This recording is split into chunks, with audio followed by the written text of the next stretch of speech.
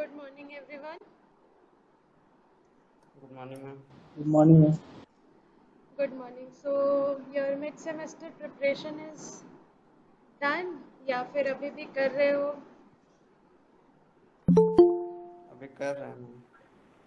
कर रहे हो. Any problem in any part of your syllabus? Shall I ask few questions to you before we can move to the new chapter? Because energy meter तक शायद तुम लोग का complete हो गया था, right? Yes, ma'am. Okay. So, can I ask few questions to you?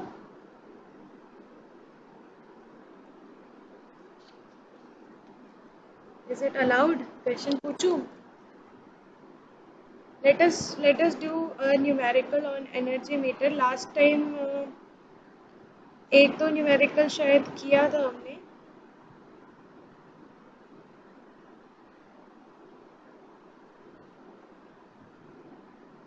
Ma'am एक numerical हुआ था बस. ओके एक न्यूमेरिकल हुआ था. ठीक है कोई नहीं. Let us do few more numericals on energy meter and then we will move to the next chapter.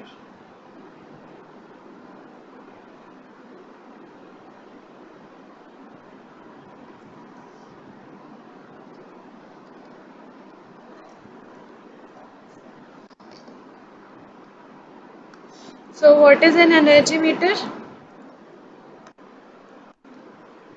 What is an energy meter? Anyone? Ma'am integrating instrument. And anything else? Integrating instrument के अलावा कुछ और है?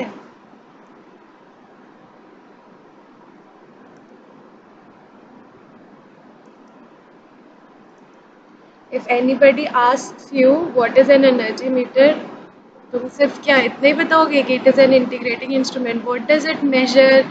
Where measured it ma'am is? Energy It energy works on the consume. principle of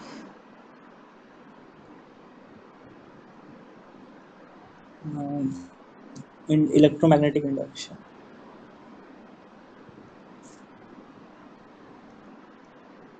it has four modes of operation, which are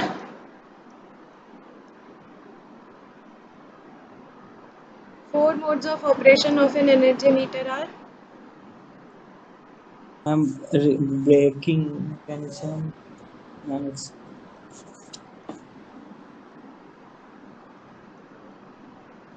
braking.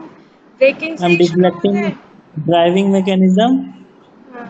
Breaking mechanism और Yes. Ma'am recording. Yes.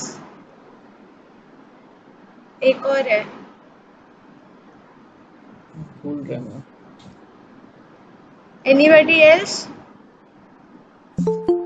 Moving mechanism ma'am. Right, right.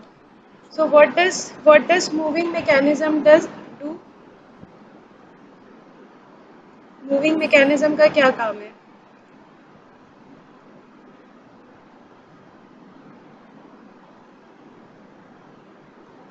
ये तीनों जो mechanism discuss किया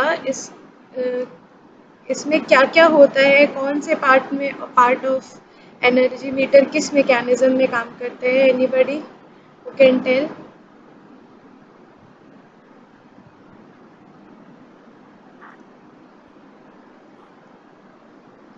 driving mechanism में क्या होता है? Driving mechanism में मैम टॉर्क से डिस्क रोटेट होता है. कौन सा टॉर्क से डिस्क्रिप्टेड होता है? कोई भी मैम तुमसे दो. क्वेश्चन पूछेगा तो ऐसे एक एक लाइन पे क्वेश्चन नहीं पूछेगा, तो मैं इंटायर थिंग समझाना पड़ेगा कि कैसे क्या हो रहा है. मैम दो इलेक्ट्रोमैग्नेटिक टॉर्क लगता है, दोनों का मैग्नीट्यूड लेकिन डिफरेंस होता है, तो उसके कारण. और ये दो मैग्नेटिक टॉर्क जो होते हैं ये किसकी वजह से प्रोड्यूस हो रहे हैं? मैम एक करंट कॉइल की वजह से, एक मैम प्रेशर कॉइल में जो current.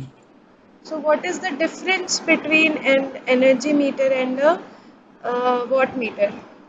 Because watt meter ma'am में भी सेम प्रेशर कॉइल है और करंट मैम कॉइल है. एनर्जी मीटर में मैम एनर्जी मीटर में जो प्रेशर कॉइल होता है वो हाईली इंडक्टिव होता है। और And what ma'am is the what reason to keep it highly inductive? Anybody ma'am else? Anybody else who can answer? Shubham he answer कर रहे हैं. So कोई और जो आंसर कर सकता है, क्या करना चाहता है? निशा कुमारी. निशा, are you there?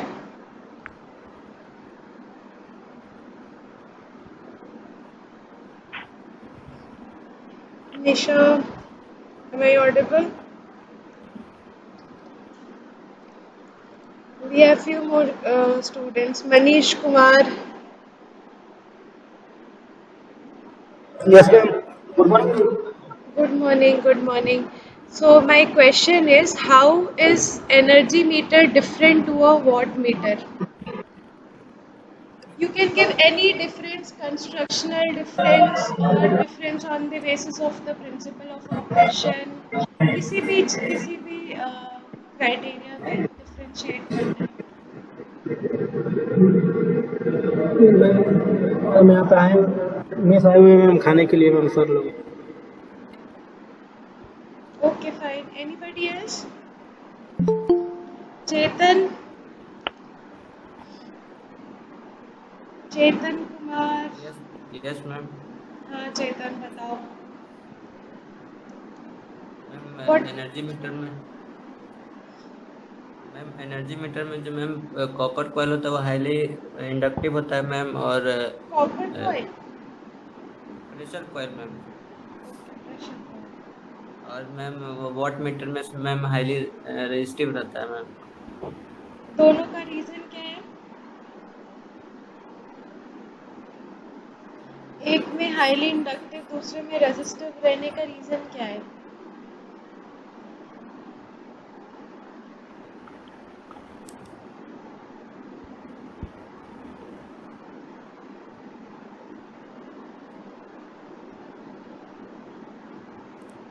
क्वेश्चन एक बार दिखाओ। मेरा क्वेश्चन, अच्छा यहाँ पे जो क्वेश्चन था,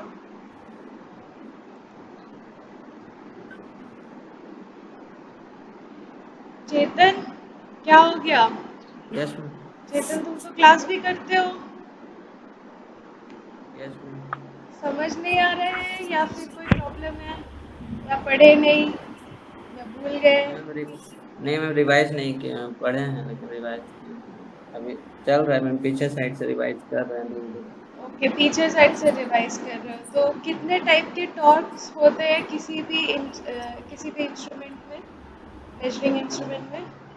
rotational torque ma'am, damping torque ma'am, और मूविंग टॉर्क मैम। ओके, ये तीनों टॉर्क क्या क्या है, क्या करते हैं, तीनों का क्या काम है?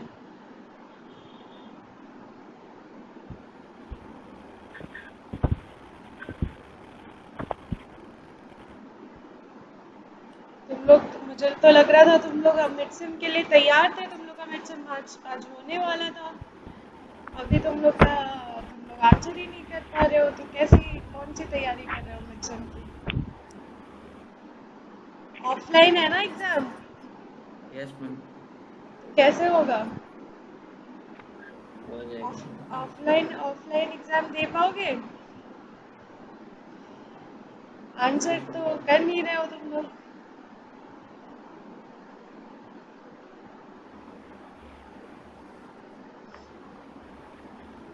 हाँ बताइए, what are the three types of torque which is produced in an measuring instrument, and how are they different from each other? Suppose this question comes to in your exam, what are the torques which is present in case of any measuring instrument, and how are they different from each other? How are you going to answer this question?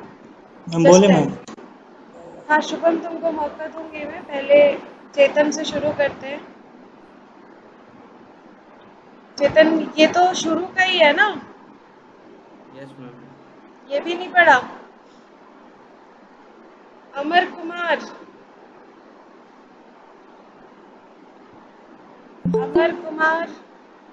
Yes ma'am, good morning ma'am. Good morning Amar. Yes मेरा ma'am. Question सुनाई दिया? Yes ma'am, सुना दिया ma'am. तो answer?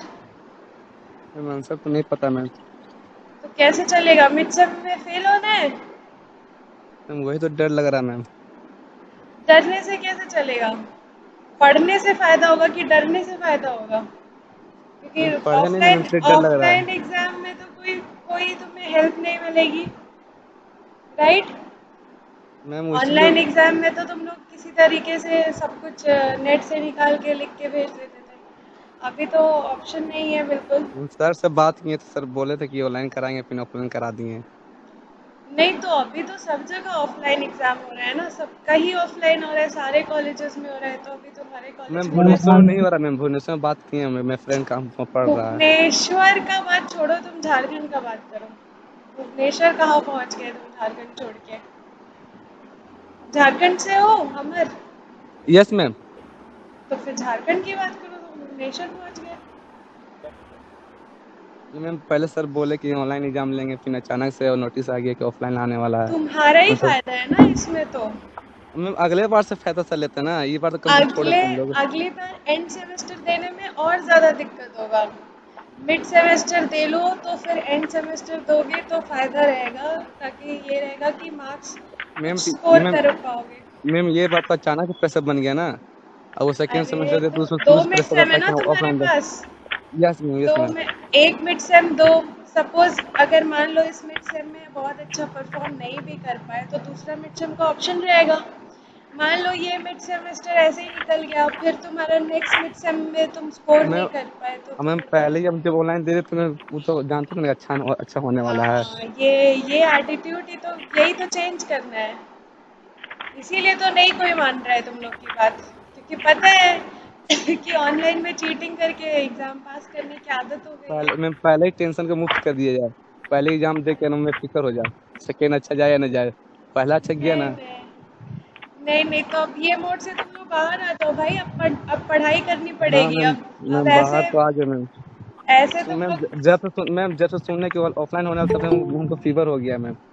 ओहो, अरे बाप रे, अब इतने बताइए हमको टेंशन में पर तुम पढ़ाई नहीं कर पा रहे हो। सब सारा टेंशन मुझे दिखाई दे रहा है पर तुम पढ़ नहीं रहे हो। ये मैम बात इसलिए तो गलत है ना? अब तो पढ़ना ही पड़ेगा ना, अब तो कॉलेज में कल आ रहा हूँ मैं, अभी तो मैं देहरी में हूँ, धनबाद में। धनबाद में हो? Yes ma'am. अच्छा अच्छा, वेरी गुड वेरी कल गुड। कल मैं कॉलेज आ रहा हूँ मैम।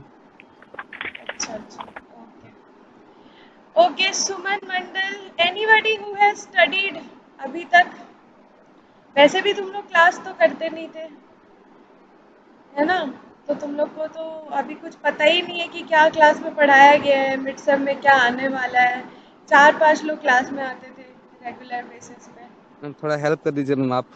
तो मैं इसीलिए क्वेश्चन पूछ रही हूँ, तो ताकि तुम लोग को एग्जाम में हेल्प हो जाए। मैम जो मैम क्वेश्चन ये क्वेश्चन पूछ रही आने हो। वाला है ma'am.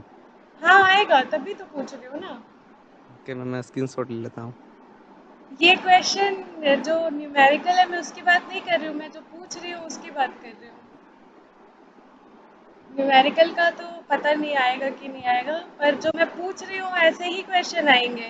What are the different types of torques which is present in measuring instruments and how do you describe them?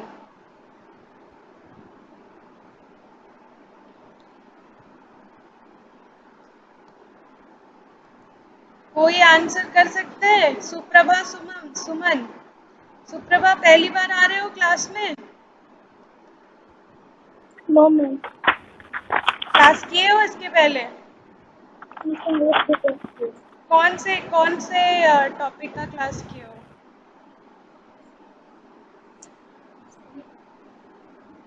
जिस दिन तुम क्लास में आए थे क्या टॉपिक पढ़ाया जा रहा था? याद है कुछ? No ma'am. क्लास करने का क्या फ़ायदा हुआ? क्लास ऑन करके वीडियो ऑफ करके फिर तुम लोग निकल लेते हो। टीचर यहाँ बोलता जाता है, उसका कोई फ़र्क ही नहीं है। ऐसे पढ़ोगे तो कहाँ कौन सी डिग्री मिलेगी और किस उस डिग्री का क्या फ़ायदा होगा, ये बताओ? कोई फ़ायदा होगा? ऐसी डिग्री का कोई फायदा नहीं है।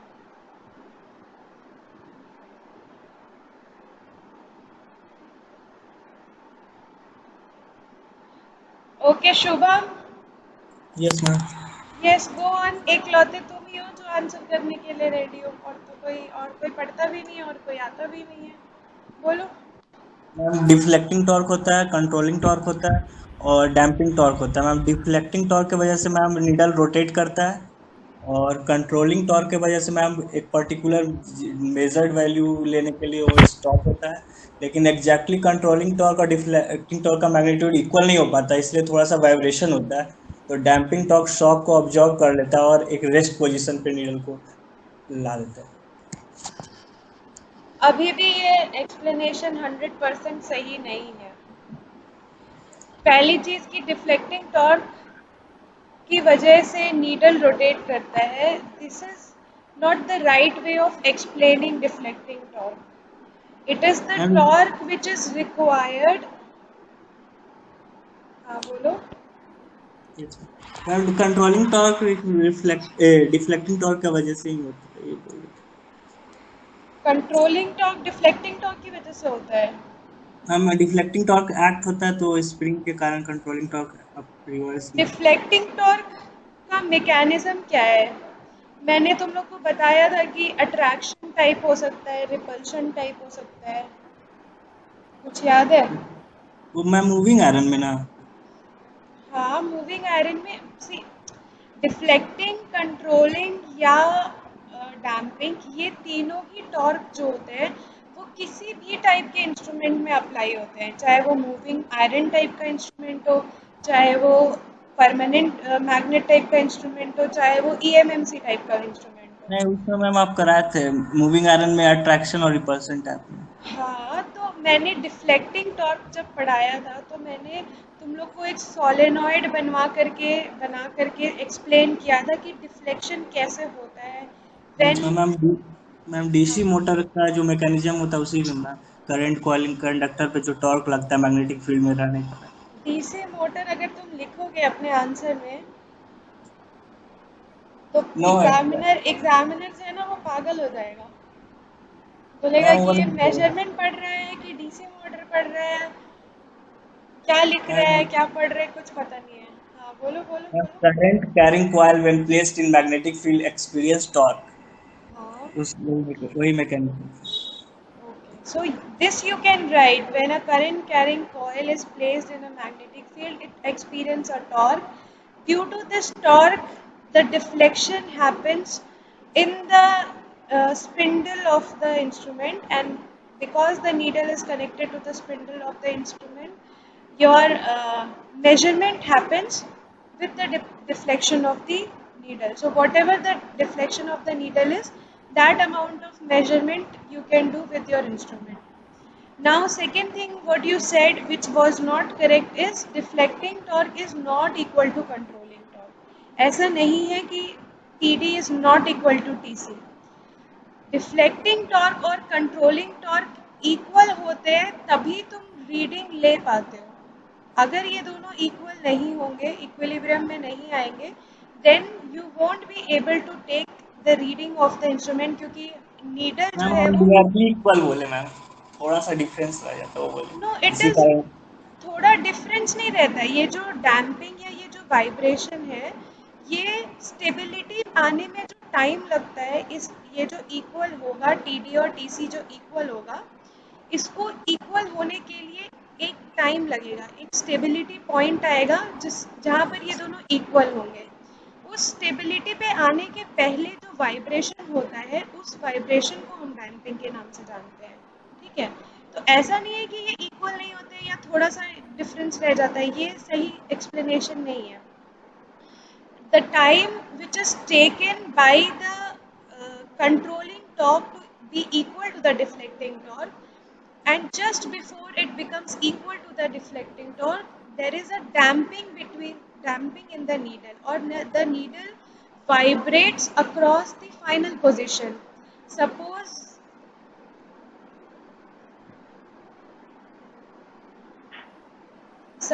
this is your final position, तुम्हारा स्केल है, अगर ये तुम्हारा 1.3 इज योर फाइनल पोजीशन, तो नीडल विल वाइब्रेट अक्रॉस 1.3। ठीक है, इस तरीके से नीडल वाइब्रेट करता है और इसी को हम बोलते हैं damping motion of the needle. And at this point 1.3 your TD will be equal to TC, तभी ये इक्विलिब्रियम पॉइंट आएगा।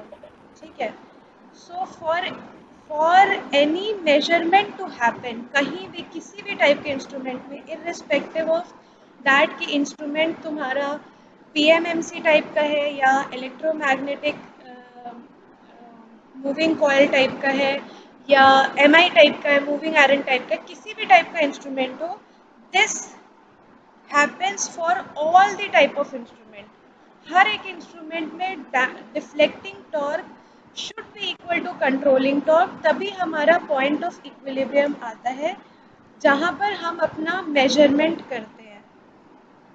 इस पॉइंट ऑफ इक्विलिब्रियम पे हमारा मेजरमेंट होता है। ठीक है, अगर ये इससे कम होगा तो हमारा मेजरमेंट सही नहीं आएगा। कभी भी अगर TD is not equal to TC, your measurement will not be equal, measurement will not be correct। Now tell me, how do you apply this controlling torque in an instrument? How do you apply this controlling torque? Ma'am spring technology.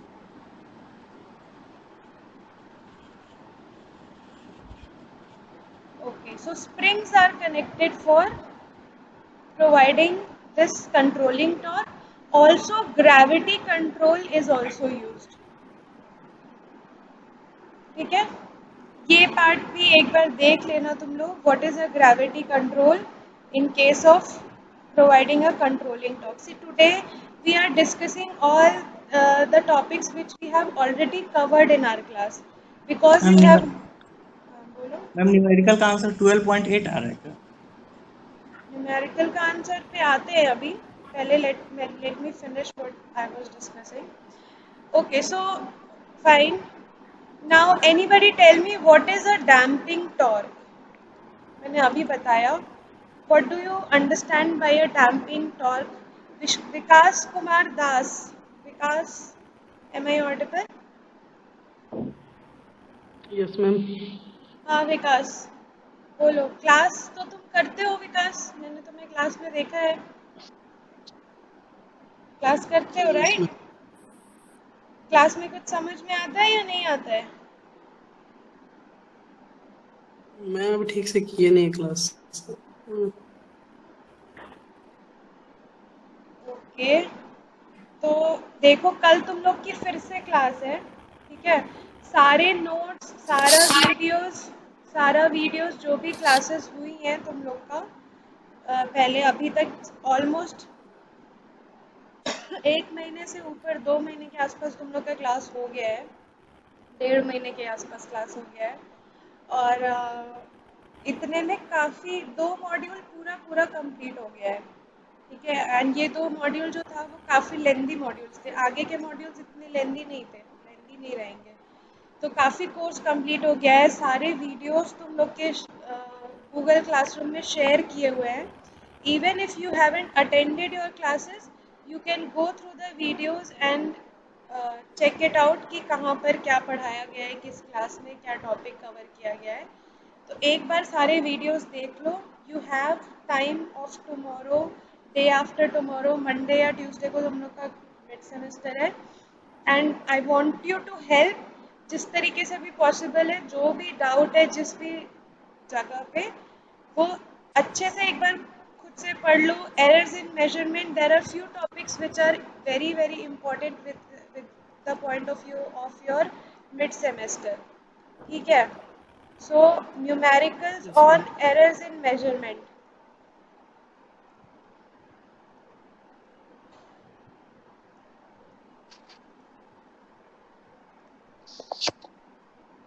मैं तुम लोग को important topics exactly बता दे रही हूँ, and go through the videos which has been covered on these topics, numericals on extension of emitter and voltmeter.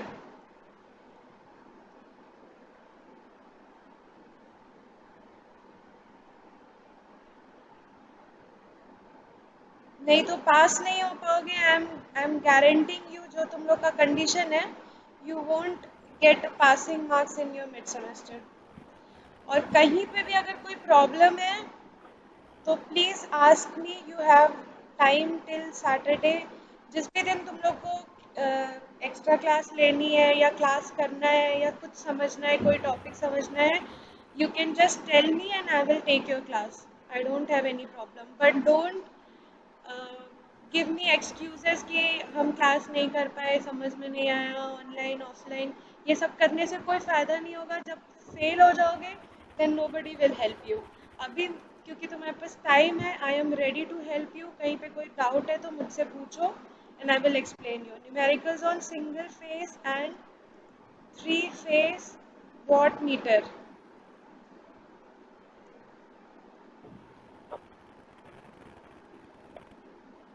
What meter method.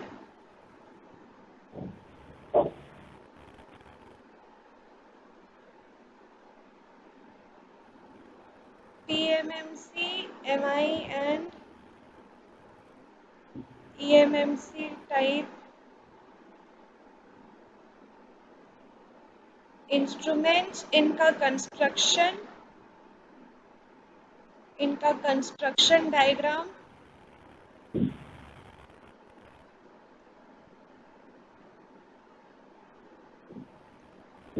Principal of operation,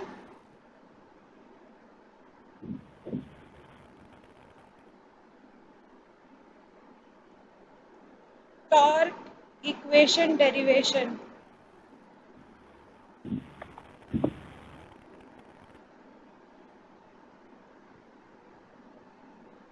ठीक है. ये तीनों टाइप के इंस्ट्रूमेंट में टॉर्क इक्वेशन डेरिवेशन भी कराया गया है. 3 फेस वॉटमीटर में फेजर डायग्राम है. ठीक है. Your exam is theoretical as well as objective type, both type के क्वेश्चंस होंगे. सो थ्योरी में ये सारी चीज़ें बनानी पड़ेंगी तुमको. ठीक है.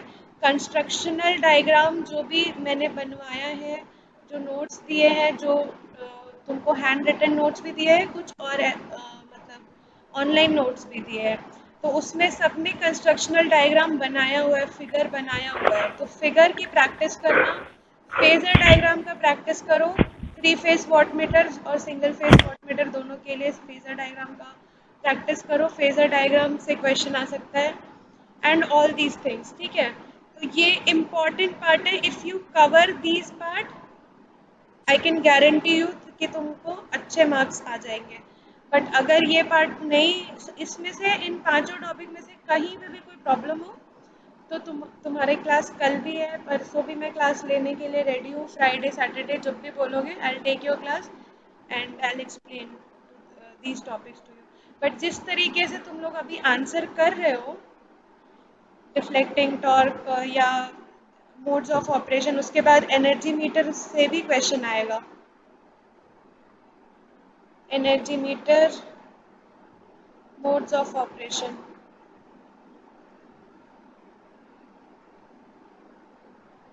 Comparison with wattmeter.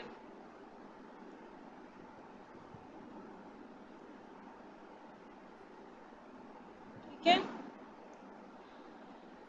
सो जिस तरीके से अभी तुम लोग एक्सप्लेन कर रहे हो, ऐसे एक्सप्लेनेशन से कोई फ़ायदा नहीं होगा.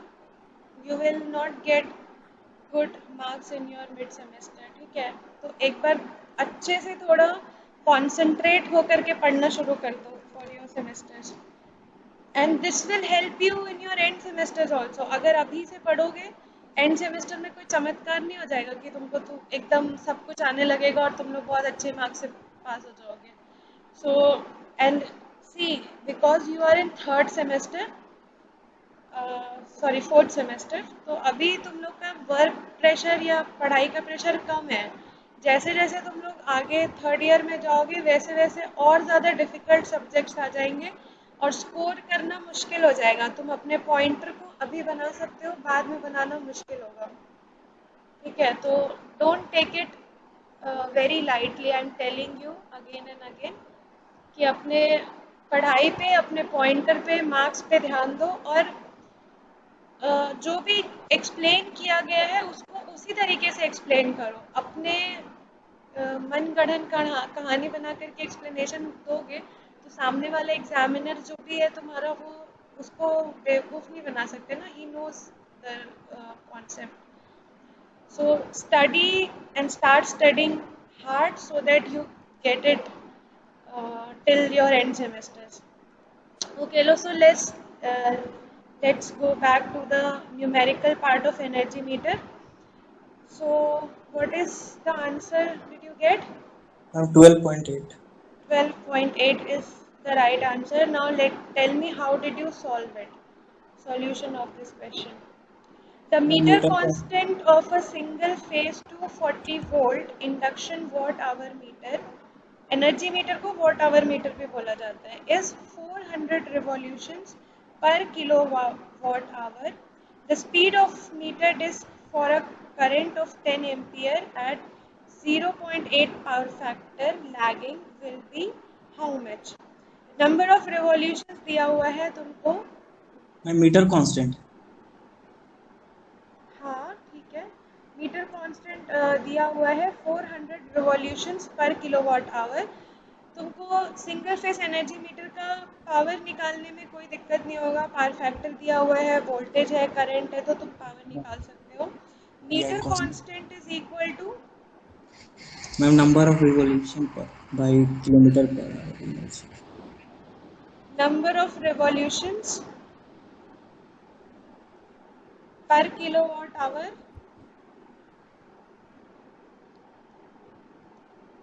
number of revolutions made by the disk divided by energy recorded या energy consumed.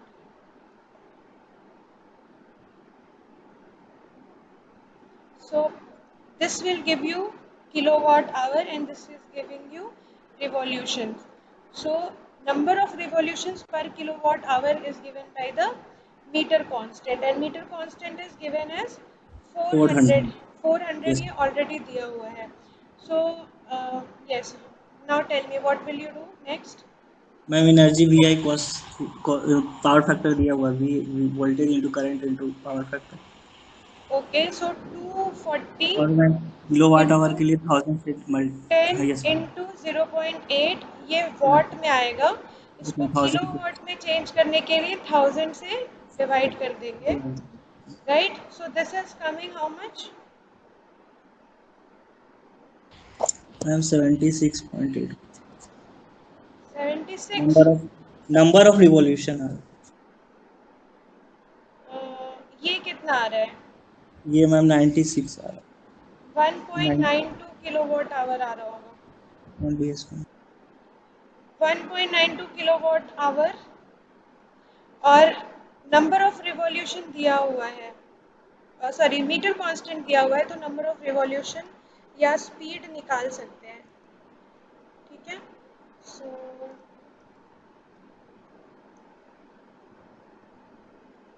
speed is equal to energy into number of meter constant.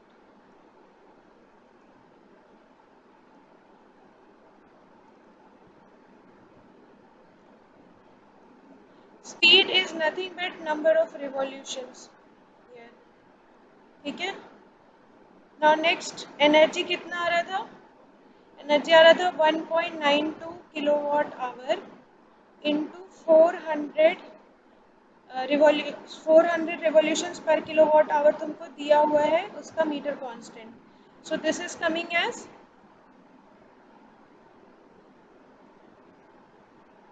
कितना आ रहा है ये?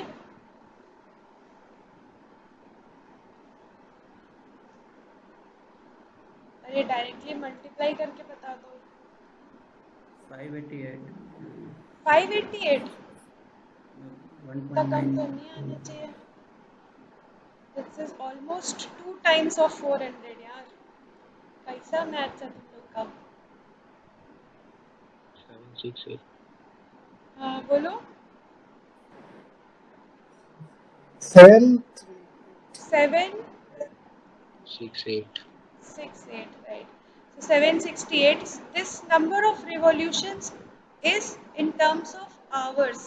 ठीक है, ये number of revolutions per hour है क्योंकि तुम्हारा सारा चीज आवर्स में है यहाँ पे. And you need to calculate in the answer in case of number of revolutions per minute. ठीक है, आरपीएम में दिया हुआ है, आवर्स में तुमको पता है, तो मिनट में निकालने के लिए क्या करेंगे? This is your speed per hour is equal to 768. तो मिनट में निकालने के लिए क्या करेंगे?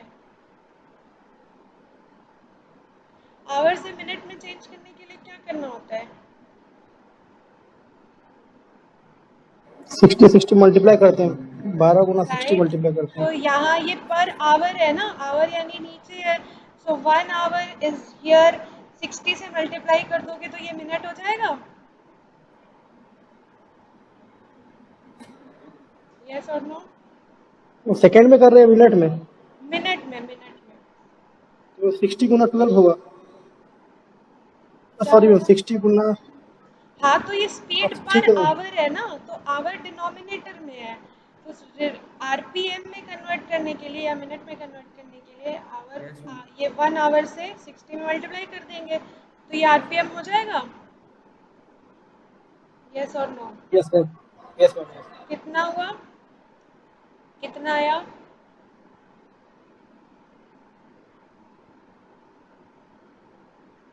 जल्दी जल्दी. 12.8. 1 to 6. 12.8 आपसे बढ़ता है.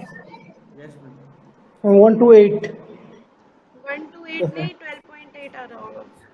यस मैम, 12.8 आते हैं. Okay. So let us do another question. Question number 2.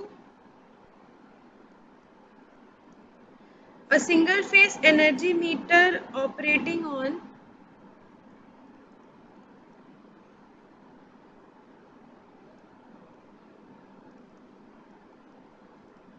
is operating on 230 volt 50 hertz supply with a load of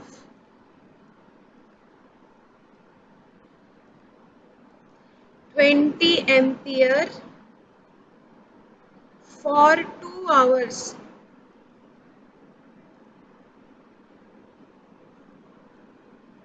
At UPF, yeah, unity power factor. UPF is a small form of unity power factor. The meter makes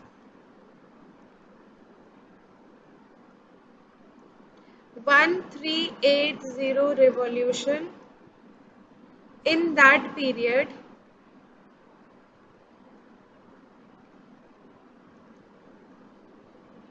The meter constant will be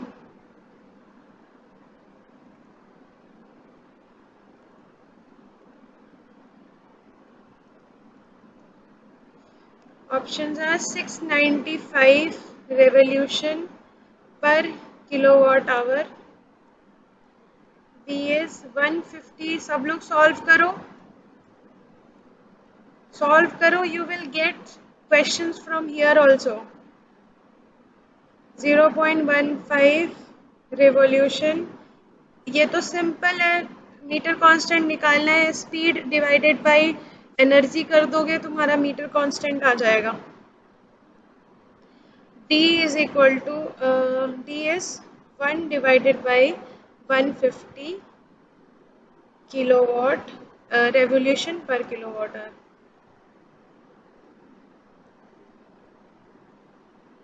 निकालो.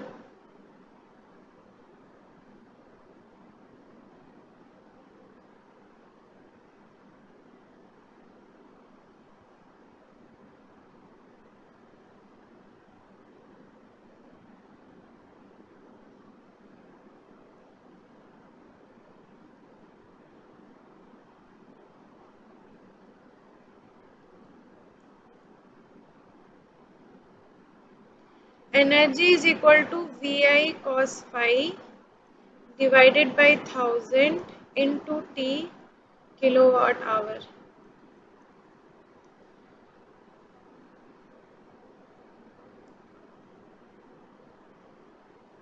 और speed तुमको already दिया हुआ है, बस energy निकालना है और मीटर कांस्टेंट निकालना है। Meter constant is equal to revolution divided by energy.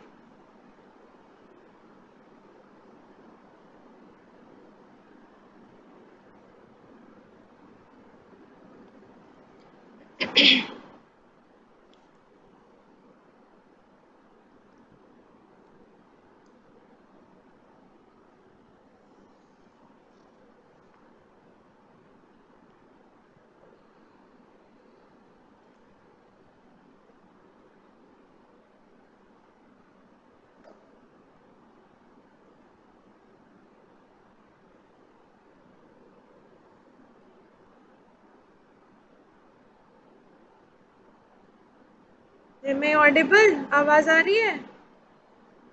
Yes ma'am. Okay, solve कर रहे हो ना तुम लोग? मुझे लगा नाश्ता करने चले गए।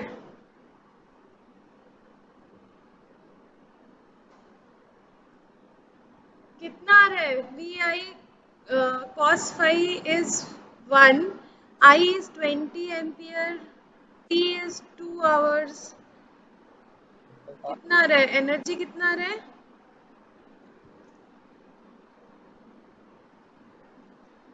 92 किलोवाट। 92। तुम लोग के मैथ्स को क्या हो गया है? 230 इंटू 2 इंटू 1 डिवाइडेड बाई 1000 कितना आएगा?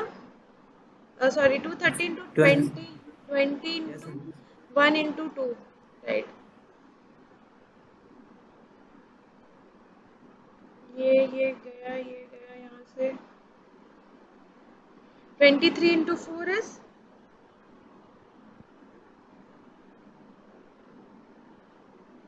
92 yes ma'am. divided by 10 will be equal to 9.2 9.2 yes ma'am. kilowatt hour। meter constant will be, जल्दी बताओ। 1380 divided by 9.2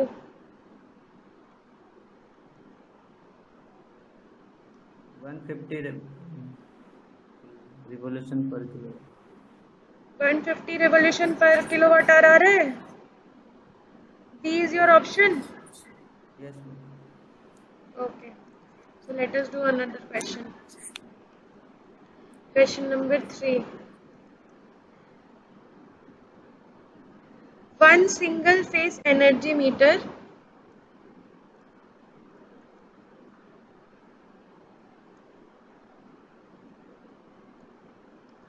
operating on 230 volt and 5 ampere for 5 hours makes 1940 revolutions. Meter constant is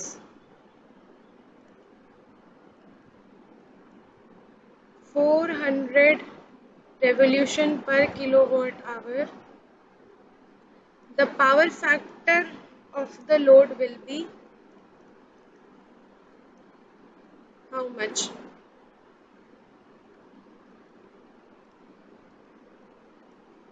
Option A 1, option B 0.7, option C 0.9, option D 0.8। फटाफट बताओ। Same question, meter constant is equal to revolution divided by energy, and energy is equal to Vi cos phi into T divided by 1000।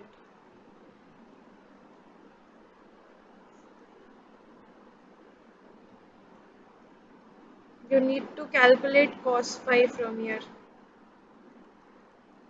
बाकी सब तुम्हें पता है, ये पता है, ये भी पता है, B भी पता है, E भी पता है, T भी पता है।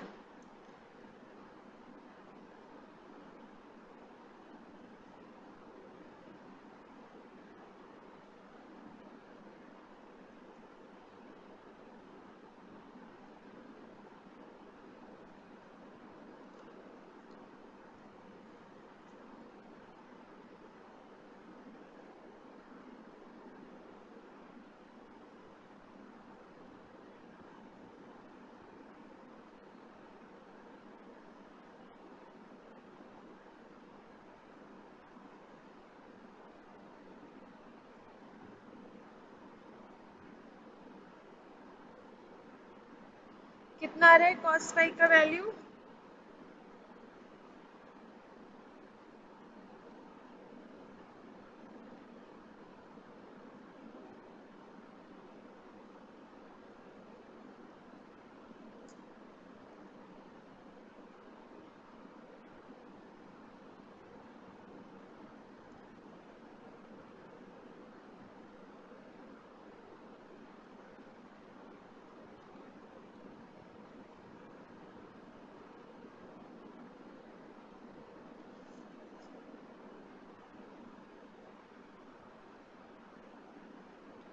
Two 30 into 5 into cos phi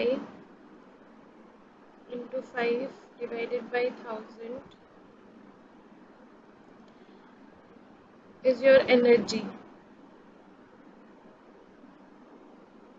and this is given as 400. So 400 divided by this full thing. Meter constant is given as, oh sorry, हाँ meter constant 4 है और ये 1940 है. 1940 divided by 400 into 230 into 5 into 5 is equal to cos phi divided by 1000.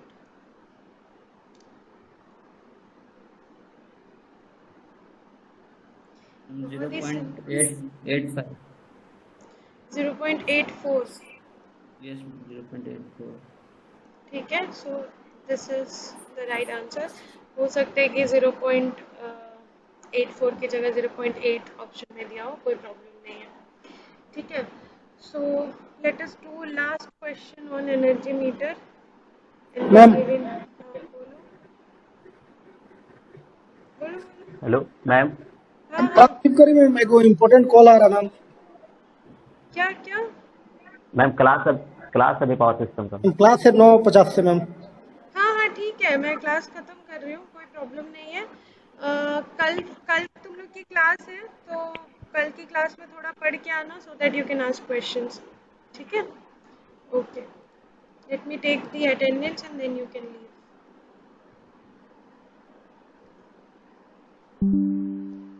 Okay, thank you everyone. We'll continue tomorrow.